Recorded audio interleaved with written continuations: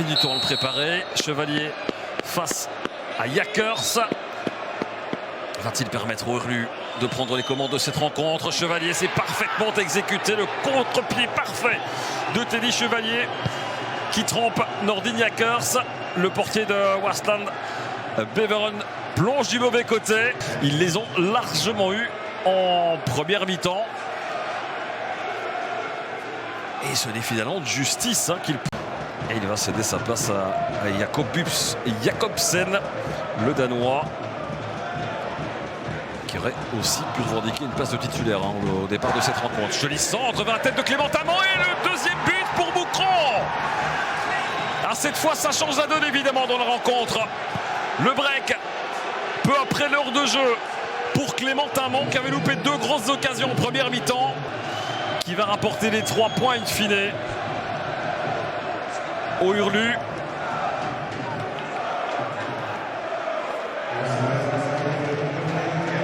Joli centre aussi pour Olivier Mini qui dépasse Chimanga et la tête croisée.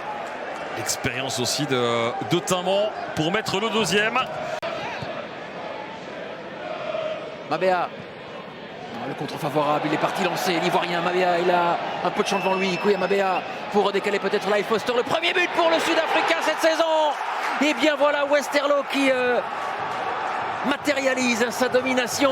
Lyle Foster qui ouvre son compteur but ici ce soir à la chaussée du Lisp. Il avait marqué cette première demi-heure.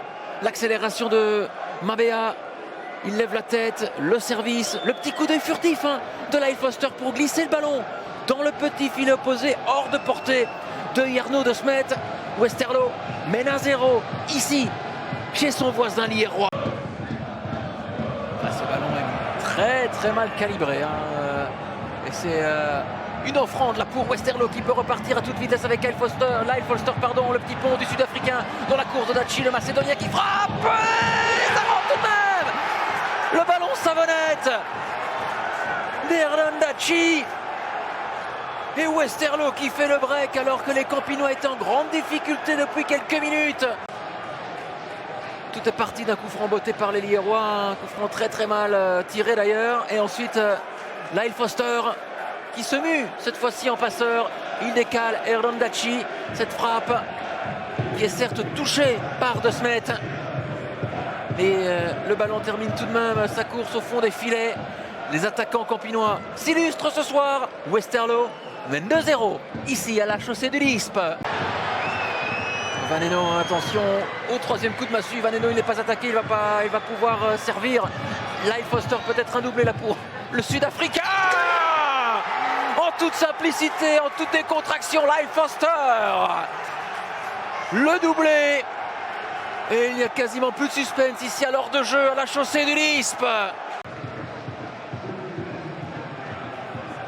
Et comme sur le deuxième but et sur une perte de balle, que Westerlo parvient à enclencher une contre-attaque. Vaneno, il fixe Skurmans, il serre. Lyle Foster est là, le Liers qui paye le prix de son laxisme. Pardonnez-moi, mais c'est faiblard au niveau de l'opposition. Il fait ce qu'il veut, Lyle Foster. Il se balade, il slalome. Et il vient planter un troisième but en faveur des siens. Bon ben troisième possibilité. C'est assez surréaliste ce qui se passe ici à la chaussée du Lisp. Troisième tentative là pour Bernat, cette fois-ci c'est la bonne. 4-0 pour Westerlo. Et voilà, on peut le dire que là, déjà sur le troisième but, il n'y avait plus beaucoup de suspense. Là, c'est enterré, emmuré, ensablé jusqu'au trognon. Westerlo va s'imposer 4-0. Si pas plus peut-être, on ne sait pas. Encore un changement. Eh ben, c'est justement Bernat qui va céder sa place. Il va être rentré. Le Burundais Liongola. Mais le réveil est un peu trop tardif là de la part des Lierrois, la réduction de l'écart. Hakim Abdallah qui relance quelque peu le suspense, même si bon voilà, il reste encore 3 buts à combler. Et il reste un gros quart d'heure. Bon, on ne sait jamais, on ne sait jamais. Hakim Abdallah. 4e réalisation. Et il était idéalement placé. On revoit cette frappe manquée, l'assist. Le Skurman, Sabdallah reprend ce ballon du plat du pied. Et ça passe pour Vazen. Vazen contrôle un peu long peut-être, le centre en retrait. Le 5e but campinois avec Léo Sédou qui avait quelque peu disparu des radars là, depuis le coup d'envoi de ce second acte. Et lui aussi il participe au festin. D1B, la même chose pour Léo Sédou.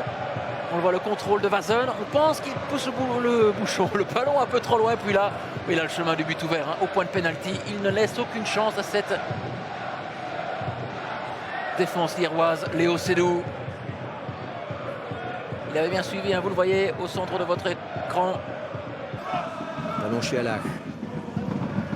C'est par GC qui a récupéré cette balle. Pas de faute. Lavie qui écarte avec la frappe maintenant de Nangis. C'est le but. Ouais, c'est le but. Le but signé Nangis. Avec ce ballon récupéré. Et finalement GC à la base qui donne ce ballon à Nangis. Et le but donc pour les Molenbeekois qui peuvent faire la fête avec leurs supporters là. On revoit le ballon récupéré par GC. Et finalement cette balle de Lavie pour Nangis qui frappe. La défense de Virton un petit peu mal placée entre guillemets, mais il s'attendait à une relance plus efficace que cela. Suite à la discussion qu'ils ont eue, Joncourt fait un grand tour, effectivement c'est le cas, ballon remis et finalement dans le but. Le but signé Jarno Libert qui inscrit ce but. Et c'est du côté de Virton, un petit peu la douche froide là, mais Jarno Libert qui vient déposer ce ballon dans le but au-dessus de... On revoit ce ballon joué vers le Joncourt qui remet. Et c'est touché par Rizzo. Et là, Libert tout seul qui n'a plus qu'à déposer ce ballon dans le but de Anthony Sadin. Ah, voilà, 0-2 pour Molenbeek à 10 minutes du terme. La messe est sans doute dite pour les Gaumais qui vont donc se retrouver. Girone en Espagne. Oh, la mauvaise relance, attention à ce ballon. Tarfi, est-ce qu'il va tenter? Non, il préfère glisser ce ballon. Ah, Lennart Mertens, c'est l'ouverture du score évidemment. Lennart Mertens, qui d'autre? Le buteur attitré, l'un des buteurs attitrés en tout cas de cette équipe de Daines. Et la récompense d'un très gros travail sur ces 10 premières minutes. Et l'histoire retiendra donc que c'est Lennart Mertens qui a inscrit le premier but. Cela étant, il fallait le mettre quand même. L'angle était bien fermé. Très bon assist. Allez, le corner. Avec un peu de présence dans les 16 mètres. L'excellente tête. Signé à nouveau Lennart Mertens. C'est sa soirée. C'est le deuxième pour l'attaquant de Daines. Le corner est parfaitement frappé. Et on oublie de défendre. Deuxième but de la saison pour l'attaquant de Daines. Complètement oublié au deuxième poteau. Complètement oublié. Il a tout le temps de voir arriver ce ballon et de le déposer hors de portée de Christopher Firmarine. Les phares arrêtés, les joueurs de Lommel. Allez, un petit regain d'envie côté Limbourgeois avec ce ballon dévié.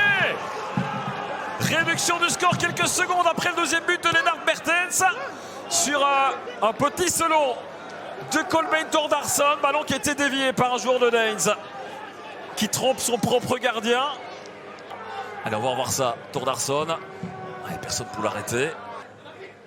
On cherche les longs ballons. Attention, ça n'est pas sorti de Belder. Directement en transition offensive avec Tarfi. C'est bien sauté, ça c'est bien trouvé. Le triplé, s'il vous plaît, signé Lennart Mertens. 3 buts pour Daines, 3 buts pour Mertens.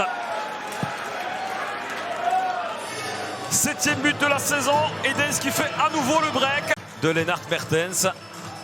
Regardez ici la défense qui se laisse complètement enfumée par Tarfi. Et le retour bien trop tardif du capitaine. Wojtons qui perd son 1 contre 1 face Saito, c'est pas mal. Et c'est récupéré par le japonais. Et là, ça devient dangereux dans les 16 mètres. Et la réduction du score. Signé, me semble-t-il, Salès. 3-2 sur un très grand travail. Et Arthur Salès qui vient donc planter le deuxième but pour Lommel. Eh bien, le match est relancé, tant mieux. On est à peine à l'heure de jeu. Et on a surtout déjà 5 buts à se mettre sous la dent. Est-ce que c'est pas beau, ça? Pour Wim de Decker, avec, si j'ai bien vu, Chalouk, Tarfi. Et le long coup de botte de Van der Smissen. Il y a de l'espace dans l'entrejeu. Et surtout de l'espace pour Adam Salès qui va se trouver seul face à William Dutoit. Et qui vient égaliser. Doublé pour Adam Salès. Et Dutoit qui va rechercher pour une 3e fois un ballon au fond de ses filets. 6e but de la soirée. En l'espace de 60 minutes, ça fait un but toutes les 10 minutes. Belle moyenne tout de même.